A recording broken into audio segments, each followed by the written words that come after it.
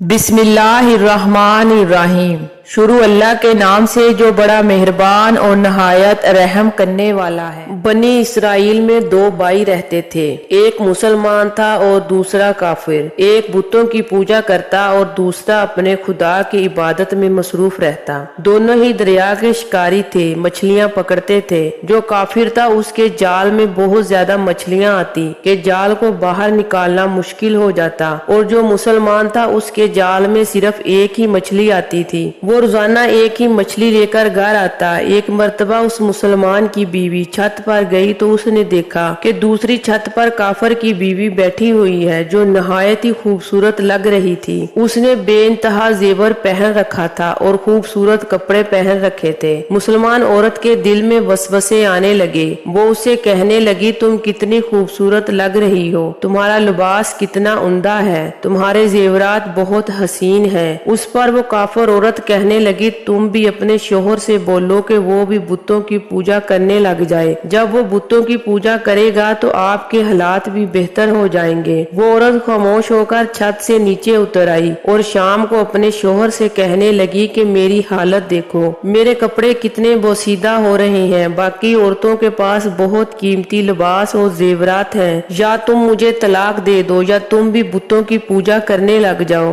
شوہر نے کہا کہ کیا ہوا، تم کیسی باتیں کر رہی ہو؟ وہ عورت کہنے لگی کہ یا تو تم مجھے اچھے کپڑے اور زیور لا کر دو یا تم مجھے چھوڑ دو۔ شوہر کہنے لگا، میں روزانہ مزدوری پر جاؤں گا اور روزانہ تمہیں 2 اشرفیاں لا کر دیا کروں گا۔ اس عورت کو تھوڑا حوصلہ ملا اور وہ خاموش ہو گئی۔ شوہر صبح کو مزدوری ڈھونڈنے کے لیے گیا لیکن اسے سارا دن کوئی مزدوری نہ ملی۔ آخر کار وہ ایک دریا کے کنارے بیٹھ گیا اور اپنے رب کی عبادت کرنے لگا۔ شام تک اپنے رب کی عبادت کرتا رہا۔ شام کو جب گھر واپس آیا تو بیوی کہنے لگی، کہاں ہیں اشرفیاں، تم کہاں مزدوری کے لیے گئے تھے؟ شوہر کہنے لگا، میں ایک بادشاہ کے ہاں مزدوری پر گیا ہوں، اس نے مجھ سے وعدہ کیا ہے کہ وہ مجھے 30 دن بعد اشرفیاں دے گا اور وہ میں تمہیں لا کر دے دوں گا۔ اسی طرح وہ مسلمان روزانہ گھر سے باہر جاتا اور دریا کے کنارے جا کر صبح سے شام تک عبادت میں مصروف رہتا اور پھر گھر واپس آ جاتا۔ گھر آ کر بیوی سے کہتا کہ جب 30 دن پورے ہوں گے تو بادشاہ مجھے اشرفیاں دے گا۔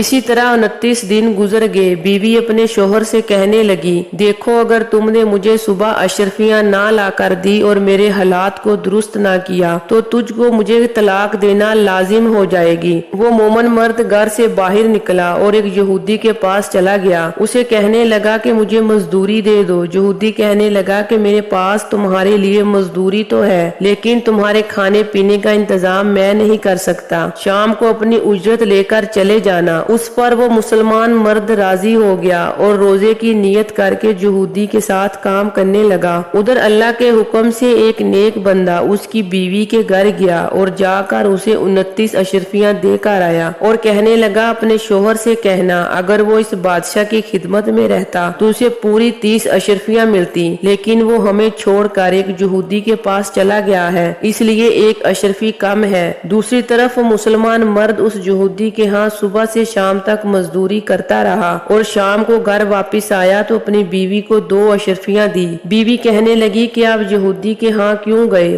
شوہر نے پوچھا کہ تمہیں کیسے معلوم میں یہودی کے ہاں گیا ہوں؟ تو بیوی کہنے لگی، کوئی اللہ کا نیک بندہ آیا تھا جو مجھے 29 اشرفیاں دے کر گیا ہے اور ساتھ میں یہ بھی کہہ کر گیا ہے اگر تمہارا شوہر میری ہی خدمت میں لگا رہتا تو میں پوری 30 اشرفیاں دیتا۔ میں ایک اشرفی بازار لے کر گئی ہوں جو کہ پورے 1000 درہم کی بکی ہے۔ اس پر شوہر رونے لگا اور روتے روتے بے ہوش ہو گیا۔ جب ہوش میں آیا تو بیوی کو سارا واقعہ سنایا۔ اس نے اپنی بیوی کو طلاق دے دی اور خود پہاڑوں کی طرف چلا گیا اور وہاں جا کر اس نے اپنی باقی کی زندگی خدا کی عبادت اور شکر گزاری میں گزار دی اور وہیں پہ اس کا انتقال ہو گیا۔ اللہ تعالیٰ اس پر اپنی رحمت فرمائے، آمین یا رب العالمین۔